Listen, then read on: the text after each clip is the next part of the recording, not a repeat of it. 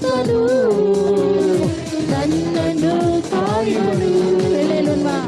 ನಂಬಿಕಸ್ತನು ನನ್ನನ್ನು ಕಾಯುವನು. ಪರಿಶುದ್ಧಾತ್ಮದಿಂದ ಅಭಿಷೇಕ ಮಾಡುವನು. ಹೌದು ರಾಜ, ಪರಿಶುದ್ಧಾತ್ಮದಿಂದ ಅಭಿಷೇಕ ಮಾಡುವನು. ಜಯ ಕೊಡುವ ದೇವರಿಗೆ ಕೋಟಿ ಕೋಟಿ